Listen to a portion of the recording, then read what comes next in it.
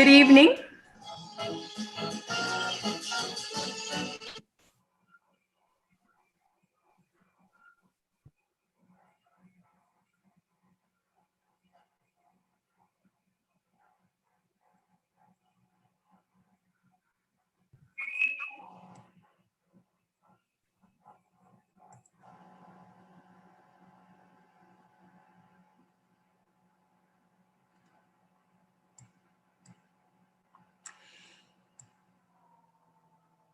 Good evening, and welcome to the Friday webinars at Wharton Arts, a series dedicated to making authentic connections between art and life through the sharing of stories and expertise and creations by guest artists of varied disciplines. Wharton Institute for the Performing Arts comprises the New Jersey Youth Symphony, Patterson Music Project, and the Performing Arts School as New Jersey's largest not-for-profit organization, performing arts education organization, that is, serving over 1,200 students of all ages and abilities through a range of classes and ensembles. Tonight, I am thrilled to welcome my colleague and a good friend, Stanford Thompson, as our speaker. Stanford will share his inspiring story and unpack several ideas that can help impact the lives of those around you. At the end of his talk, we will have a chance to ask him some questions. So please put your questions in the Q&A box if you're attending this webinar, and we will do our very best to get all of your questions in. So without further ado, let me introduce Mr. Thompson. Stanford Thompson is a musician and educator who serves as the founder and executive director of Play on Philly and founding board chairman of Sistema USA, bringing music education to students in underserved areas throughout Philadelphia and beyond. Recognized as a TED Fellow, Mr. Thompson believes that music education is a powerful tool for positive personal and community change. Mr. Thompson serves on the faculty of the Global Leaders Program and regularly presents at major universities and music conservatories about leadership, entrepreneurship, and social justice. As a consultant, he has guided the development of dozens of music programs across the United States and collaborated with major orchestras, higher education institutions, and arts organizations to develop new strategies and initiatives that help provide equitable access to the arts. As a professional trumpeter, Mr. Thompson has performed as a soloist and member with major orchestras around the world and continues to perform chamber music and jazz. Mr. Thompson is a native of Atlanta, Georgia, a graduate of the Atlanta Symphony Orchestra's Talent Development Program, and holds degrees from the Curtis Institute of Music and the New England Conservatory's Sistema Fellowship Program. So please help me welcome Mr. Stanford Thompson. Helen, thanks so much for having me here. I am very inspired by the Wharton Institute, and I'm a huge fan especially of the Patterson Music Project, which is our sister program in Philadelphia, Play on Philly, which you will hear a little bit about later on. So I kind of see our time together in about 5 sections I kind of want to cover. I'll give you a little bit of background about myself. I'll talk about the really important time when I was a student at Curtis and kind of made a big switch from seeking a professional career in an orchestra to really dedicating my entire career to the service of young people and especially providing equitable music education. I then will talk about just a couple of general lessons that I think that I've learned over the years. I'll leave you with a couple of nuggets of specific advice, and then we'll jump into some questions for the remainder of our time. So I just encourage you all to be thinking about questions. You can ask me just about anything. And from what I understand, you can put those questions in the Q&A box so that we can keep track of those and then come back to them a little bit later, probably in about half an hour. So let's jump in. And my thing is that I grew up in a musical family right outside of Atlanta, Georgia. It's kind of a curse because both of my parents are retired music educators. And all 7 siblings and myself, we all had to play a musical instrument. So in my household growing up, we kind of had this joke that there was kind of like, the cool side, kind of the jazz side of the family. Myself playing trumpet, my little sister plays percussion, my brother plays bass, and my oldest brother plays saxophone. And then there's kind of the boring side of the family. They played like violin and viola and cello and piano. So it's kind of interesting that the cool side of the family, my cool siblings and I, we all went into careers in music. The not so cool side, they went into normal things, but they're super happy, they're making lots of money and have beautiful families. So I guess maybe it was some type of trade-off. But I mean, my house was full of music all the time. And I started playing when I was 8 years old.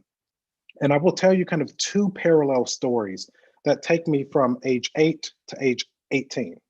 So number one, my mother, she got a master's in business administration from Indiana University, and she really wanted to go to Stanford University.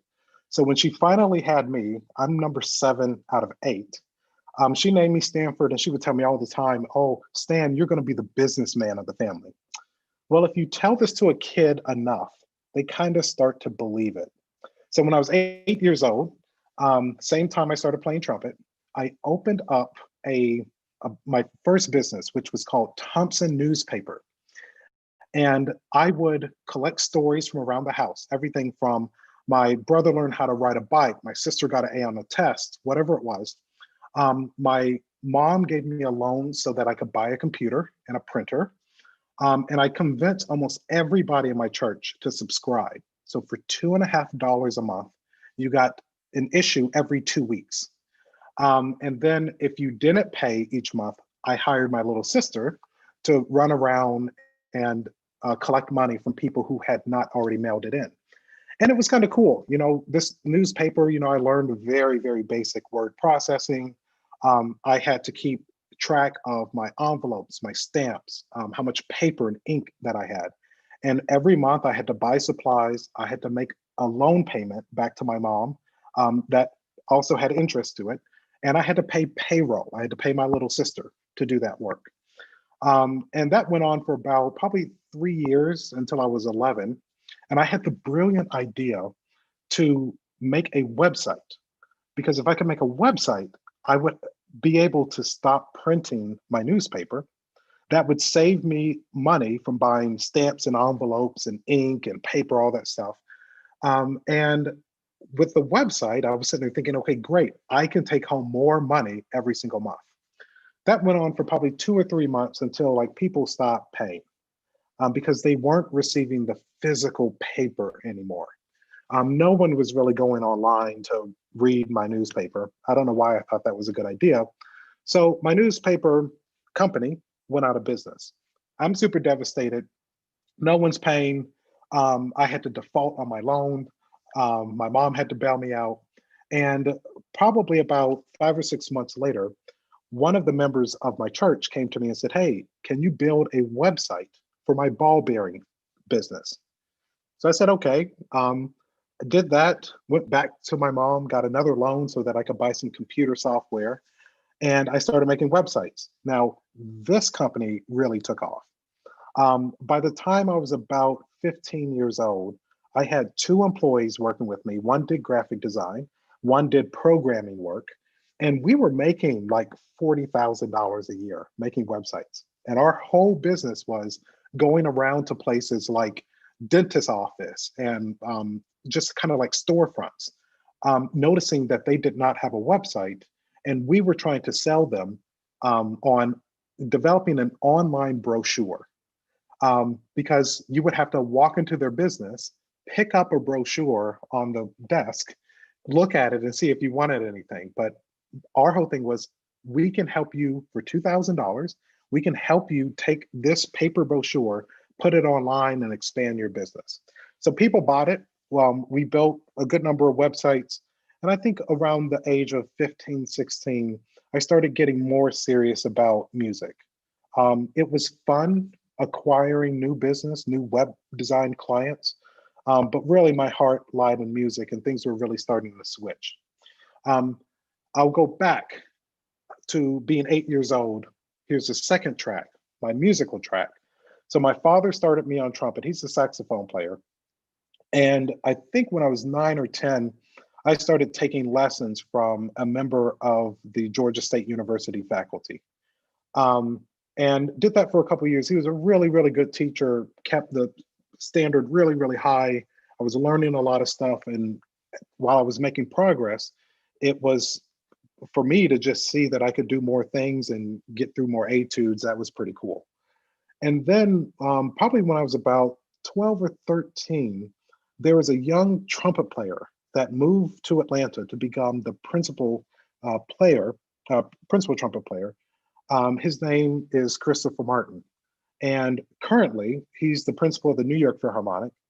Before the New York Philharmonic, he spent about 12 years as principal in the Chicago Symphony. And before that, he spent 5 years in the Atlanta Symphony. And his first job right out of college was assistant principal trumpet of the Philadelphia Orchestra. So Chris comes to the Atlanta Symphony. He's probably 22 or 23 years old as principal trumpet, like leading this brass section. I mean, he looks like a 15-year-old kid, but he's leading this brass section of people who are at least 20 to 25 years older than him. And one of the first Atlanta Symphony concerts I went to was Mussorgsky's Pictures and Exhibition. And as all of you know and should know, it starts off with this amazing trumpet solo. I think every orchestral piece should start with a trumpet solo. And I was just completely mesmerized. And I think from that day, that really kind of piqued my interest of, like, if Chris can get there at that age, I think I can do it as well. So I switched teachers from my teacher at Georgia State. I started studying with Chris Martin, and we worked together for 5 years before I moved to Philadelphia. But around the age of 16, when I decided to devote more time and energy to music and less to my web design company, I started thinking about ways that I could kind of combine my interest in music and of course, this entrepreneurial spirit that I had. So I convinced Emory University to allow me and my trumpet buddies, which we called ourselves the Atlanta Trumpet Ensemble, to create the Atlanta Trumpet Festival hosted by Emory University. They had just opened a brand new building. I still think Emory University has the best concert hall in the Southeast, but beautiful space.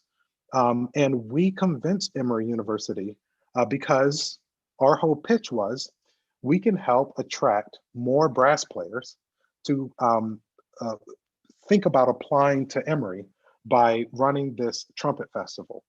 So it was just me and like my other buddies in high school, again, that played trumpet throughout the Metro Atlanta area. And we organized this festival. We had Chris Martin as a featured guest artist. We had a prominent jazz trumpet player as an artist, and we had a prominent commercial trumpet player as an artist. So they were, we had 3 clinicians. We even charged local music companies to have a table, a display table. And for $500, they could buy 1 table. So a couple of these companies bought 2 tables. So these were people like instrument makers, people that sold sheet music, those that repaired brass instruments. And they would set up, their tables with all their gear, of course, during the breaks. People that came to the Trumpet Festival could check out their merchandise and buy things. We also charged everybody, I think, $100 each to come to the festival. That included all their meals, and they got a T-shirt. We also asked people for donations as well. And with all of that, money, we were able to break even. But one of the coolest things that we didn't know is that one of the parents of one of the participants, because we had participants from middle school all the way up to like adults, we call them comeback players. Very similar to the demographics I know that the music school at Wharton Institute has. And it was, really fascinating because one of the parents of the middle schoolers worked for Coca-Cola. And Coca-Cola is a big sponsor and funder of Emory University. And that parent made an introduction for me and my trumpet buddies to meet the folks at the Coca-Cola Foundation.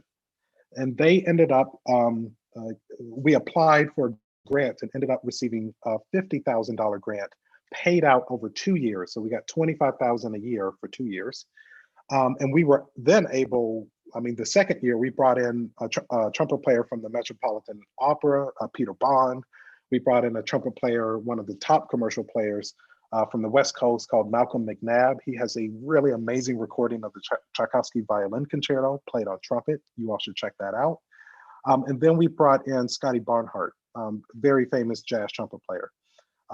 And we then expanded the festival. We had folks show up from Canada, from Mexico, and even South America and the Caribbean that came to the Trumpet Festival. And it's really cool that the Trumpet Festival is still going on today. We launched that in 2004, so about 16 years or so, or 16 festivals we've been able to have. So by the time I finished high school, and really with Chris Martin's help, I won a spot at Curtis. It was probably the happiest day of my life to get the phone call from Gary Graffman, who used to be the president of the school, and the best musical experience I ever had. I think that some of it was based off of just me being able to work with amazing conductors and soloists.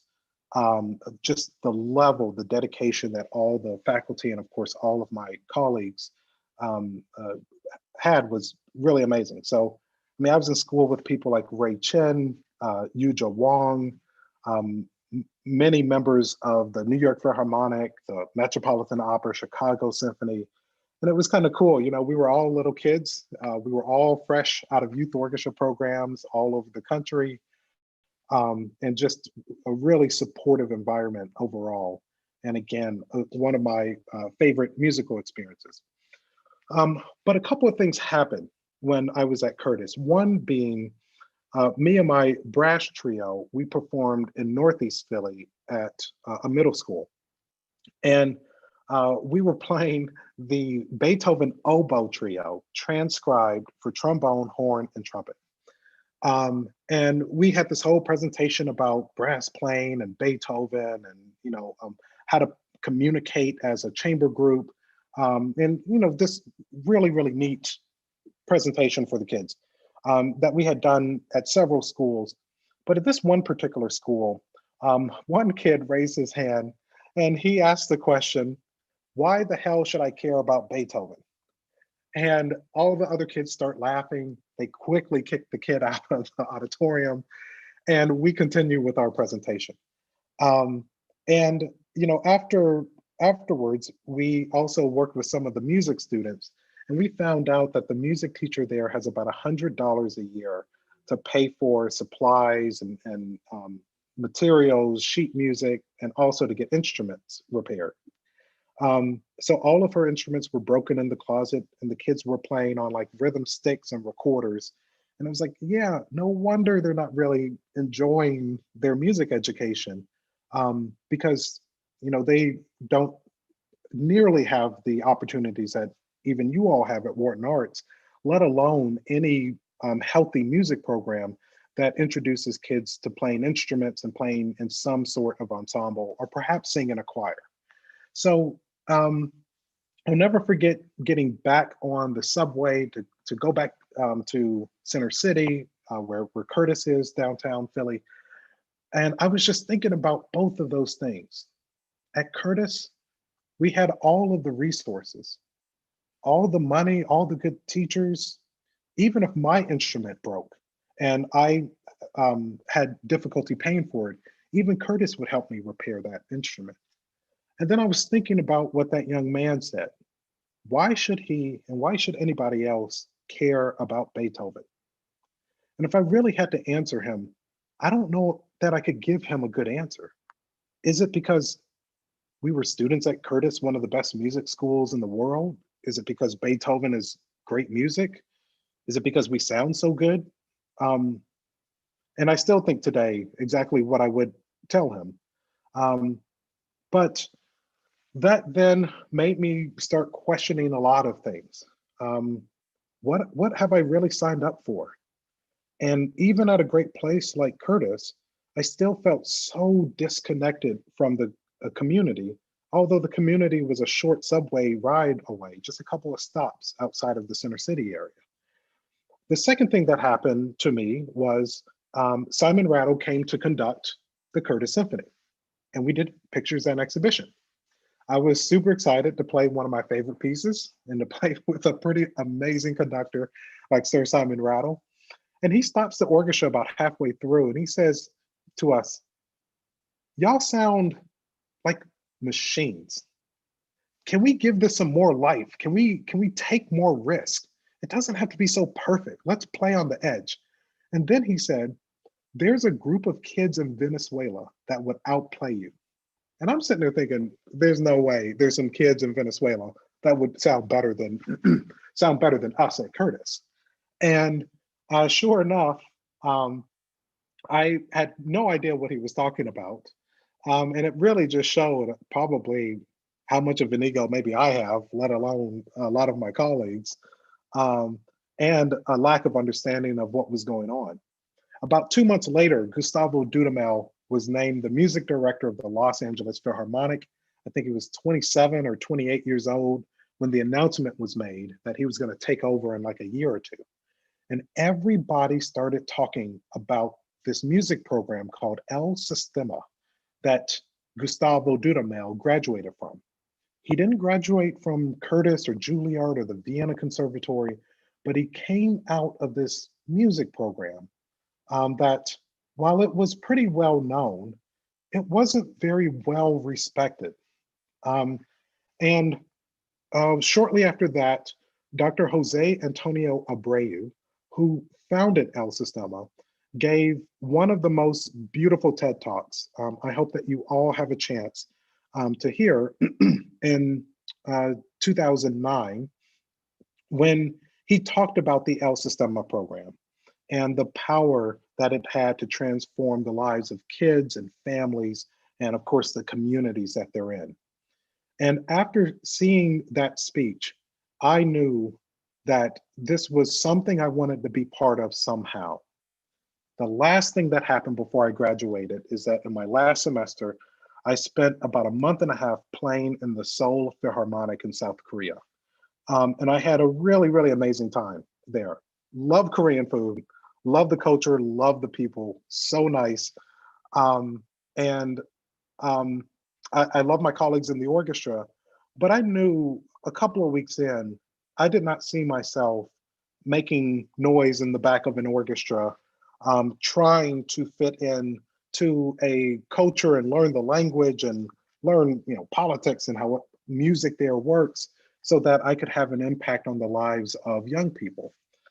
And when I came back from that experience, I probably had about 2 months left at my time at Curtis, and it was pretty clear to me what I needed to do next.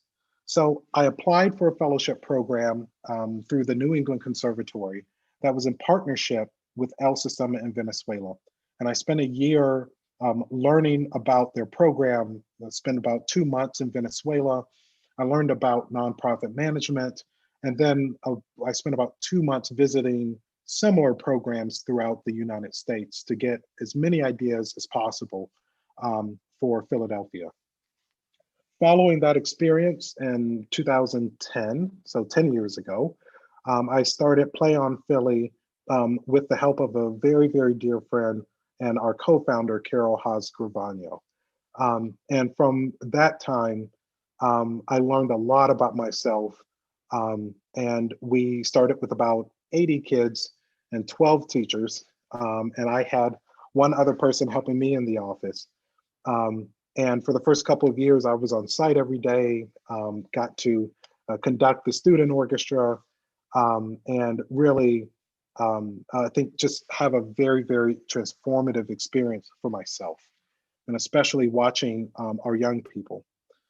And from that time to now, our programs have grown to serve over 300 kids every single year. And before COVID, we were seeing them 2.5 hours every day after school, Monday through Friday, and then seeing them for 8 hours a day, 5 days a week for 6 weeks in the summer. So if you're not practicing at least 2.5 hours a day, I just want you to know that there are some young people right down the road from you that are working really, really hard, but also enjoying their experience playing music, just like all of you. And I will say that there was kind of, um, when I think about some of the general lessons that I learned, is that there were a couple of the things that I just want to leave with you all today. One is just around just being very observant of society, and enjoying a journey of self-discovery. And as I described my early musical experiences, and then of course, all the professional training that I had at Curtis, it was interesting to see when I was at that school in the Northeast, what those students had versus what the students at Curtis had. And really asking myself the question of, why is it this way? And does it really have to be this way? And questioning those things. I also took time to try to discover my own self in music.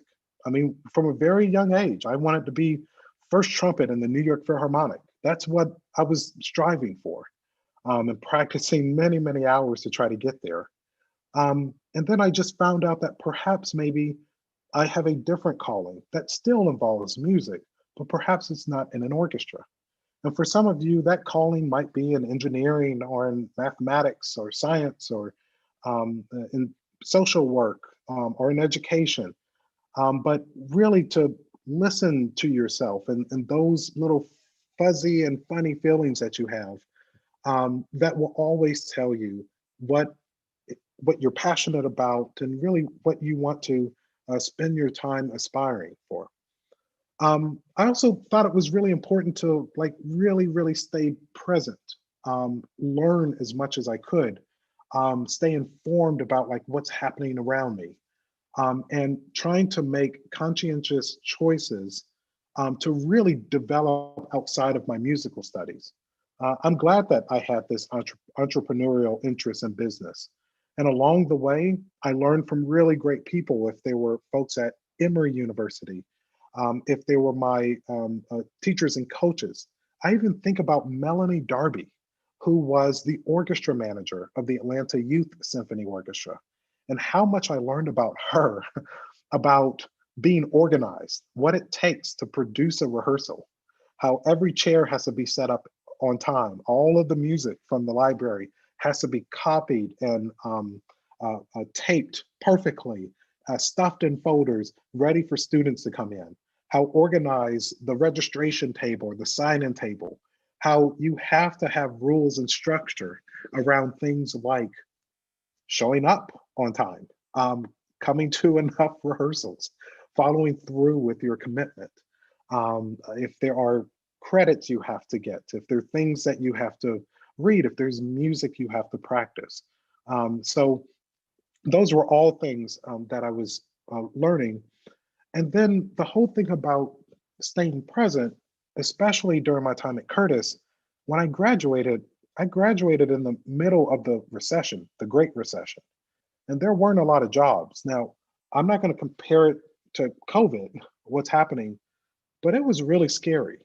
There were no jobs. There was one trumpet job in the Spokane Symphony in Washington State. That's why I was out in Korea trying to find a job. So I just remember how scary it was thinking about me trying to start perhaps a freelance career, or maybe I should go into music education because that's safe, and I could have a job and a full-time salary and benefits. So there were a lot of things going on in my mind at that time. But I think, again, I do want to highlight developing outside of your musical studies, how important it is to have friends, but also to think about, I loved history, I loved literature, and I think that me combining my interest in music, or if I was trying to figure out how to code a website, that I could rely on those skill sets. And even today, as I'm still learning how to effectively run Play on Philly. And then last but not least, staying connected to your values. I am very grateful for my parents and the way that they raised me. And it were my values that brought me to listen to Dr. Abreu's TED Prize speech about El Sistema in a really unique way that spoke to me. And the way that I was raised was that there were plenty of opportunities in front of me, and perhaps opportunities my parents did not have. And quite frankly, because of the color of their skin, because of the neighborhoods that they grew up in outside of Jackson, Mississippi, and the south side of Chicago. And the challenges they had. I think about my mother, who was one of 7 kids who integrated the Chicago public schools. My father, who fought in Vietnam and took advantage of the GI Bill to get an education and be the only one of his 11 siblings to even finish high school, let alone go to college. And to think about now, I had opportunities they didn't have. And the way that they raised me to help to lift other people up, and to, of course, take advantage of the opportunities given. Those were things that really stuck with me, and they remain with me today. I think about how important excellence is in my work. Excellence is important for our students and for my team and my board. I think about diversity and inclusion. I also think about kindness and respect as well, and integrity. And so these were all the values that really spoke to me when I learned about El Sistema, and these are the values that keep me rooted today. I was tired showing up in the practice room at Curtis.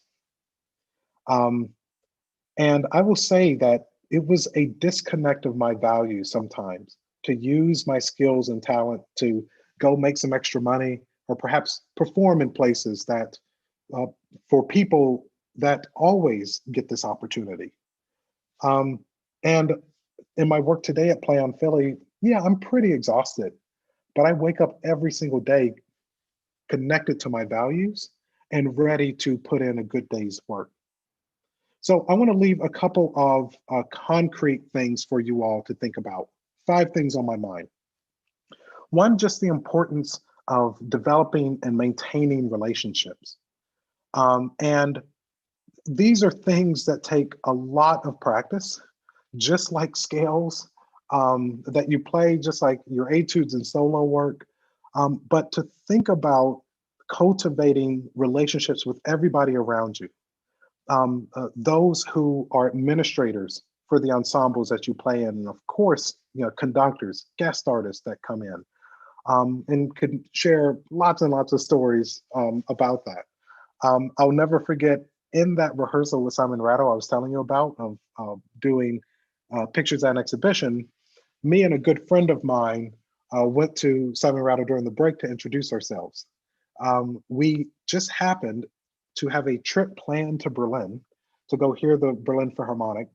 And he told us that, unfortunately, the Philharmonic was going to be in Salzburg, Austria, at the Salzburg Easter Festival, and that we were going to miss them.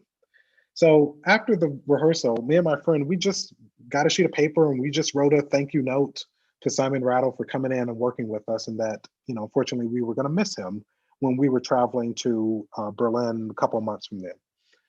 And we just put his name on the envelope. We put the Berlin Philharmonic, that's the name of the hall in Berlin, and we put the address, and we put enough stamps on it, and we mailed it.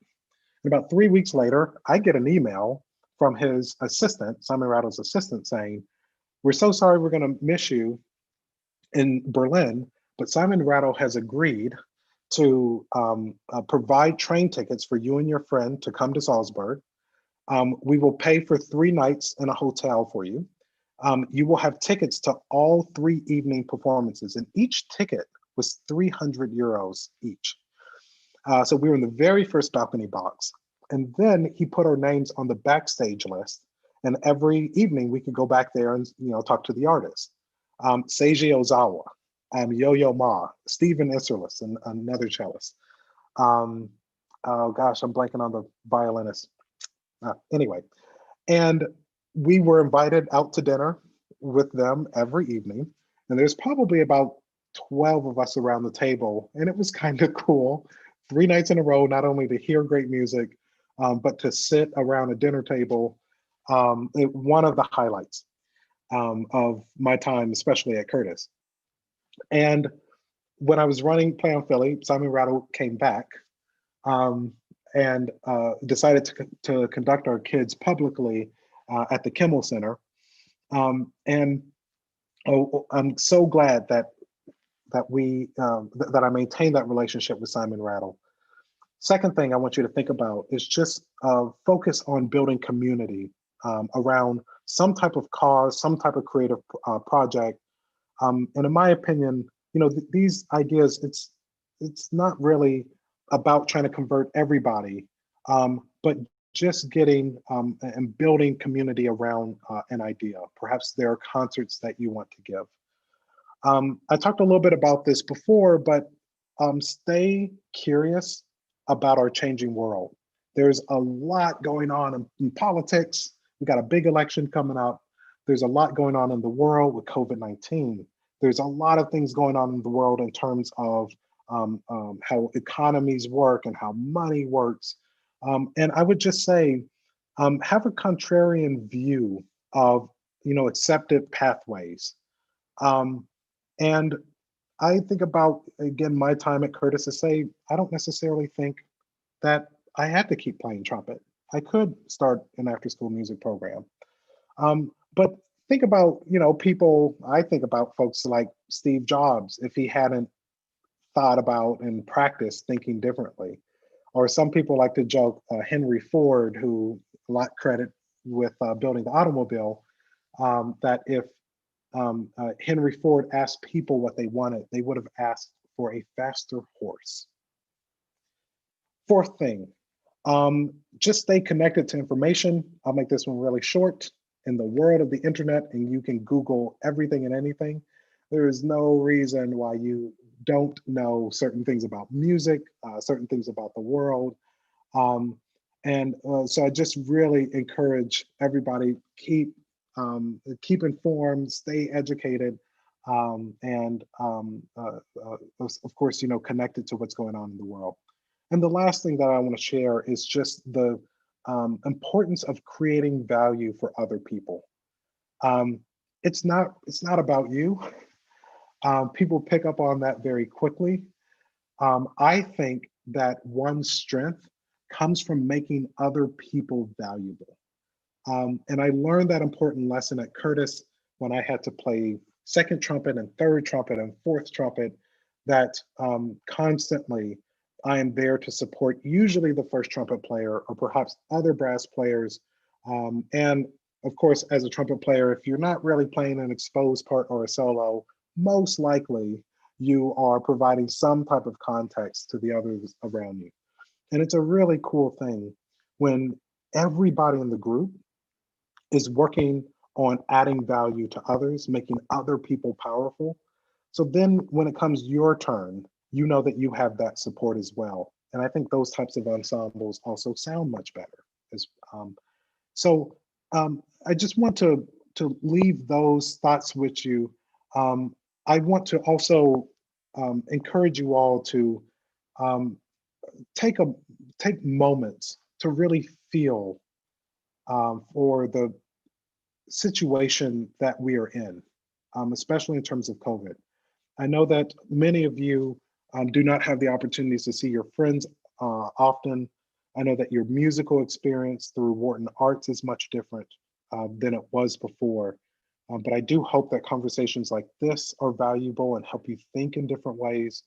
But I also hope that you are taking this time to learn new things that can really help all of you when it is safe to be back in the room together, as we all remember those rehearsals and the audience can be back in the room with no mask on, that it's a powerful and a magical moment because we took advantage of this time today to learn more about ourselves, learn more about the people around us, learn more about music, and practice and learn more about how to get your fingers and your embouchure to do some really neat things. I just want to encourage you all to feel free to ask me anything. Put some questions in the Q&A box. Would love to spend as much time as we can tonight with it. So I'd like to throw it back to Helen to get us kicked off with some questions.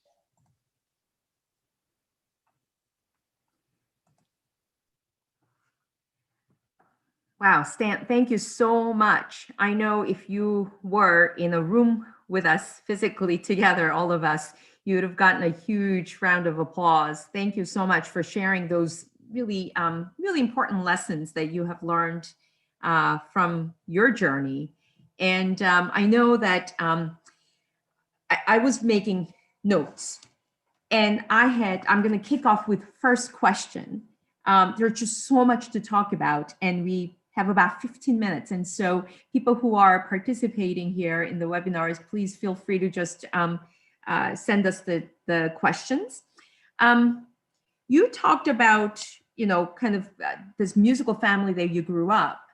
But I wanted to ask you if you had a role model in the music world or in a classroom or in an orchestral situation when you were playing in youth orchestras, or perhaps a conductor or guest artist who may have looked like you and you said, oh, there's a lot of people who's doing this music and I can really make that person kind of my role model because our situations are kind of similar. I know your parents are musicians and your siblings are too, but outside of that, a lot of people ask me, have you been conducted by, how many times have you been conducted by a woman a conductor, or that kind of question. I just wonder, when you were younger, if those thoughts kind of came to your mind, or you were just so open-minded that anyone who did all of these things, you kind of adapted them as your role model.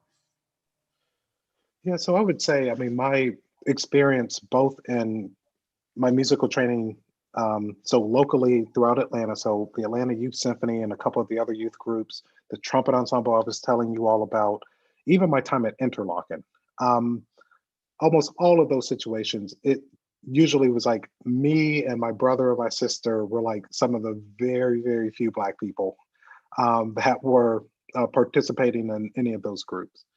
I will say that unfortunately, I really did not have many role models, the people around me. I mean, I looked up a lot to Wynton Marsalis, who did both classical and jazz, grew up in a musical family just like me, looked like me, talked like me. I used to love Jazz at Lincoln Center, would come to Atlanta at least once a year to perform, and would always go and hear them, would always sneak backstage to talk to Wynton and try to play for him. But I mean, I will say that it was something I picked up on early on, which was I went to an all Black school, but then my entire social life and my musical life were around mostly white and Asian friends and people. And I always thought, I think that my friends at school would like this stuff just as much. And my schools, I mean, especially my high school, that was a big marching band um, um, kind of world. And for those, if anybody have seen the movie Drumline, that was actually my high school band. You could see me in a couple of scenes in the movie. And that's kind of like the marching band culture I grew up in. But what was really clear that I will find out later is just that um, there were spaces that Black musicians created that were separate so that they could have opportunities. It's very similar to like the Sphinx organization in Detroit, a competition just for Black and Latinx string players. And of course, they have a full orchestra that meets to accompany them. The Gateways Music Festival, the Color of Music Festival, the Soulful Symphony in Baltimore. And I think that that is quite unfortunate that we haven't found more ways. And I know that this is one thing that is very important, I think, on the minds of a lot of people. I know that Wharton Institute has been thinking a lot about this as well.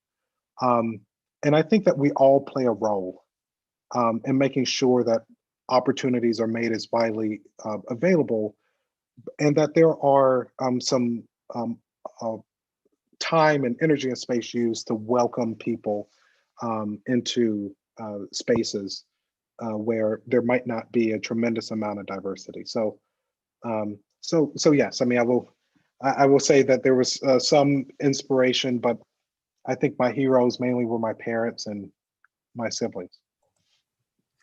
Yeah. So, it really kind of touches upon kind of the current situation as you are inviting our students and all of us to be really aware of kind of what's going on in the world and ever-changing world. But certain things just have not changed.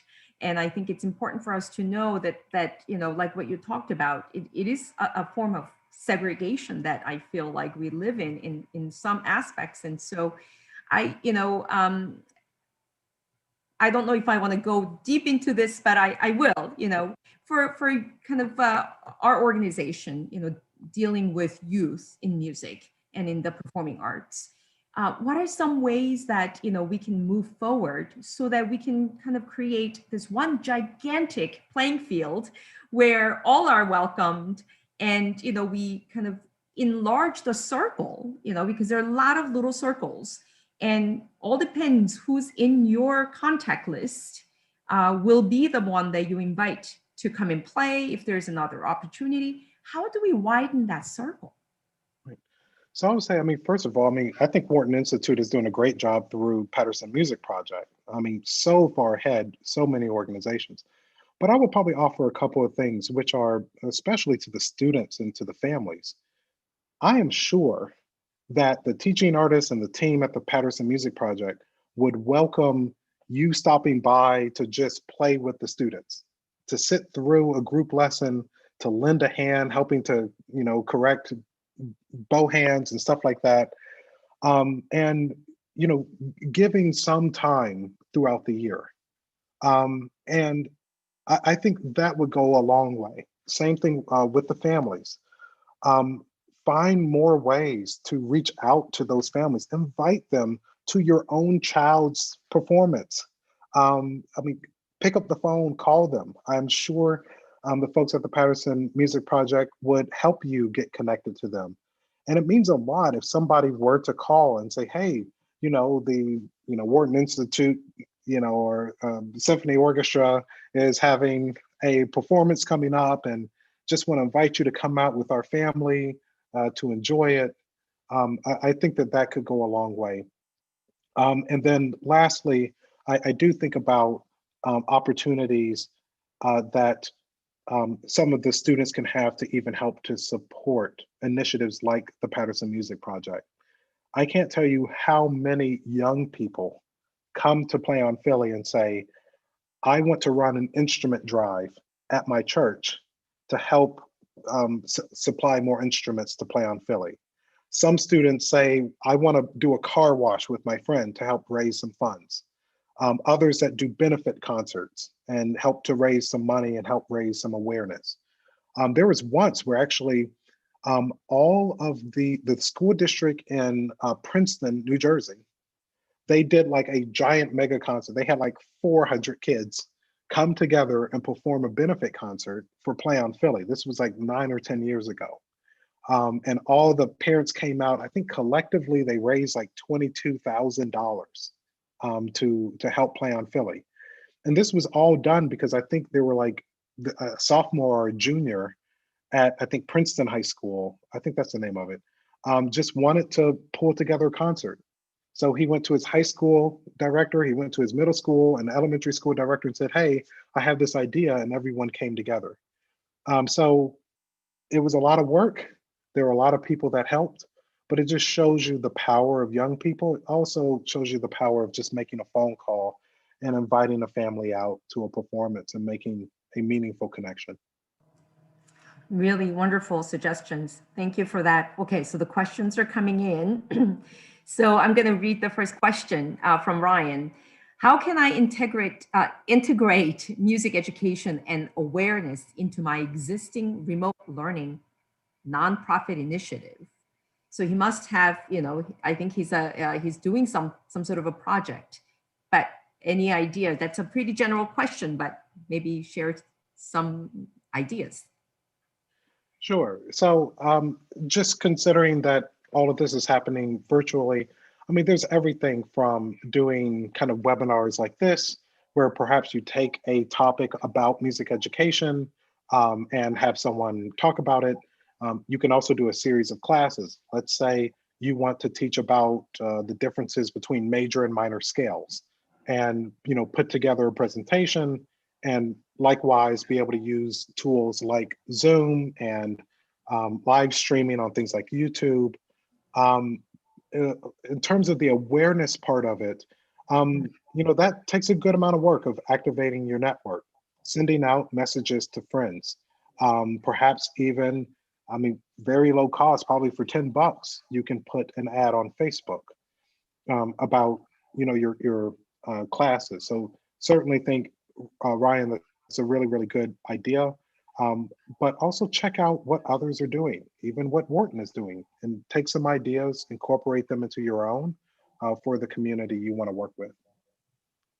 All right.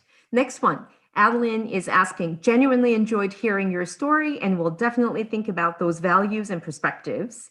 Where do you plan on going in the future, including with Play on Philly and music education?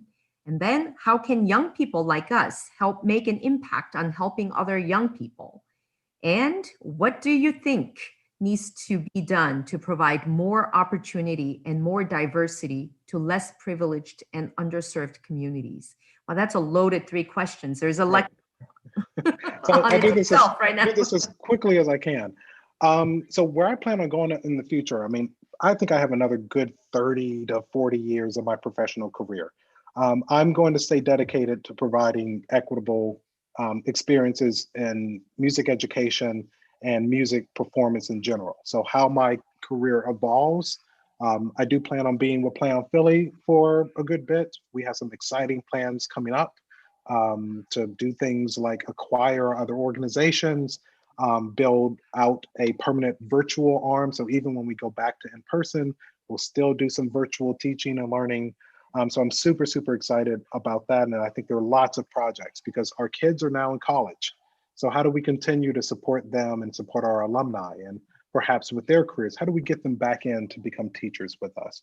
How can young people like you make a difference? I mentioned a couple of ideas already, and I would certainly say that it doesn't have to be huge and ginormous. Play on Philly, we only work with 300 kids out of 300,000 kids in Philadelphia. So I'm proud of the impact that we're having. And same thing like yourself, it could be 25 people that show up for a concert, socially distanced, that you are giving in support of something that you are really passionate about. And then what do I think needs to be done to provide more opportunities? I think there needs to be more people that step up like Wharton Institute to provide programs like the Patterson Music Project. There are so many neighborhoods and communities. And I'll also share this with you. Play on Philly, although we work with 300 kids, we are supported by about 700 people. There's about 3 million people in the Philly area, okay? So there is plenty of room for someone else to come into Philly, start their program in a neighborhood, get their 100 supporters, then build that over time. So there's plenty of room for everybody to do this work and continue to grow. But great question. I tried to get as many of those in as I could. Yeah, I think that's great. Okay, so I think next one is more of a comment, but I want to read it. This is coming from Trinity. This was really inspiring and interesting and cool to see you live after watching the documentary Crescendo, The Power of Music a couple of years ago. Oh, yeah, I used to be skinny then. Yeah.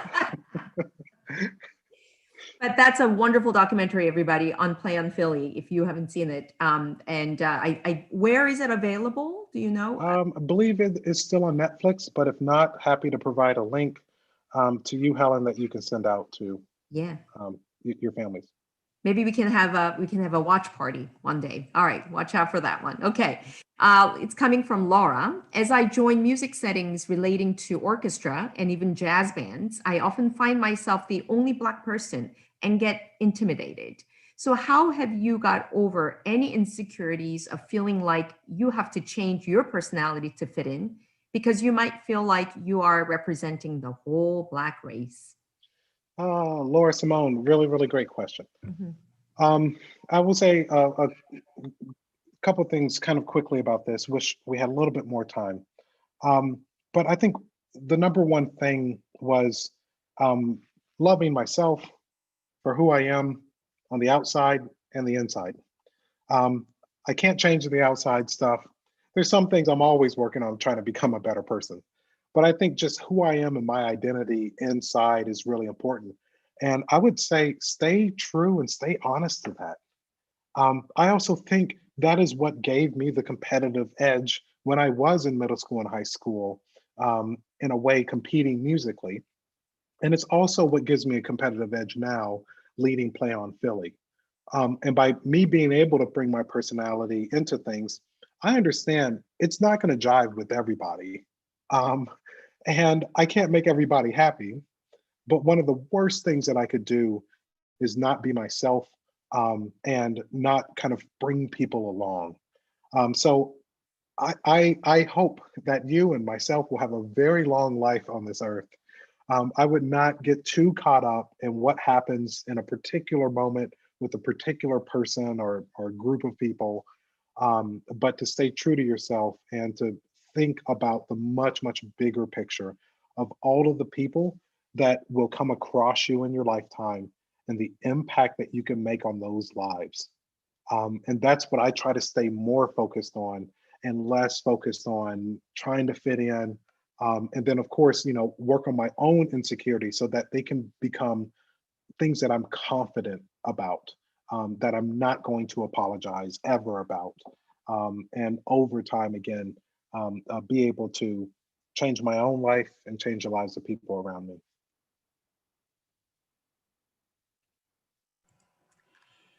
Wow.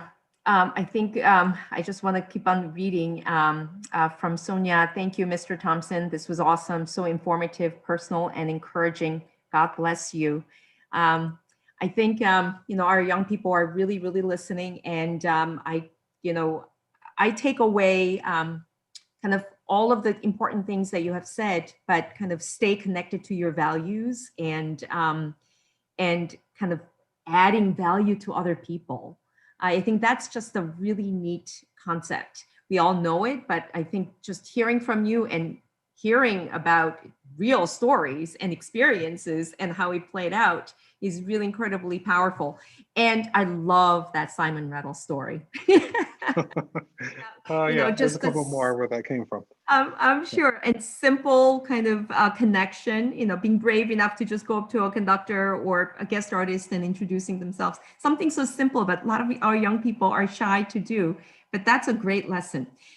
Well, I hope that you will come back and speak to us in the future. And maybe perhaps when this whole COVID-19 is over, that we can get together, without having to do social distancing and be able to do much more of engaging, kind of conversation.